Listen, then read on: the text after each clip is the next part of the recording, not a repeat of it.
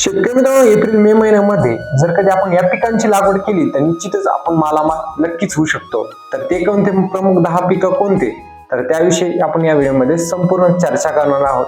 चला तर मग जाणून घेऊ ते 10 महत्त्वाचे पीक कोणते. त्या अगोदर ॲग्रो फार्मा या युट्यूब चॅनलवरती जर कधी तुम्ही पहिल्यांदाच आले असाल तर या चॅनलला सबस्क्राईब मात्र नक्कीच करा, जेणेकरून काय होईल, शेती संबंधित जे काही नवीन अपडेट असतात, शेती संबंधित नवीन व्हिडिओ असतात ते तुमच्यापर्यंत मात्र वेळेवर नक्कीच पोहोचल. त्यातूनच तुमचा फायदा होऊ शकतो. त्यासोबतच शेतकरी मित्रांनो, चला तर मग जाणून घेऊ आजची ते जे काही 10 पिकं आहेत ज्याची लागवड आपण एप्रिल मे महिन्यामध्ये केले तर चांगला फायदा आपल्याला, भरघोस उत्पादन देखील आपल्याला मिळू शकतं. तर शेतकरी मित्रांनो, याची लागवड आपण पाण्यावर करू शकतात, ठिबक सिंचनद्वारे देखील करू शकतात.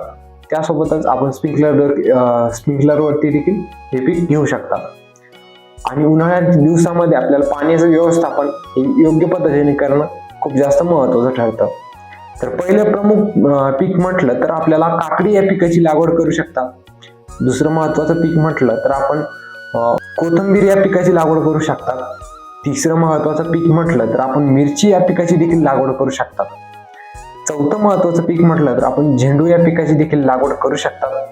पाचवं महत्त्वाचं पीक म्हटलं तर ते म्हणजे टोमॅटो या पिकावर आपण नक्कीच विचार करू शकता. सहावं महत्त्वाचं पीक म्हटलं तर आपल्याला कोबी या पिकाची लागवड करू शकतात. तर सातवं महत्त्वाचं पीक म्हटलं तर फ्लावरची लागवड करू शकतात. आठवं महत्त्वाचं पीक म्हटलं तर आपण गवार या पिकाची लागवड करू शकतात.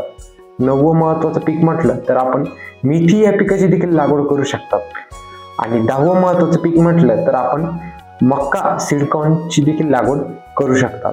शेतकरी मित्रांनो, यांची जर कधी आपण लागवड केली तर एप्रिल मे महिन्यामध्ये आपल्याला भरघोस उत्पादन आपल्याला नक्कीच मिळू शकतं. बाकी शेतकरी मित्रांनो, तुम्ही या महिन्यामध्ये एप्रिल मे महिन्यामध्ये कोणत्या पिकाची लागवड करणार आहात हे काय मात्र कमेंटमध्ये मात्र नक्कीच सांगा.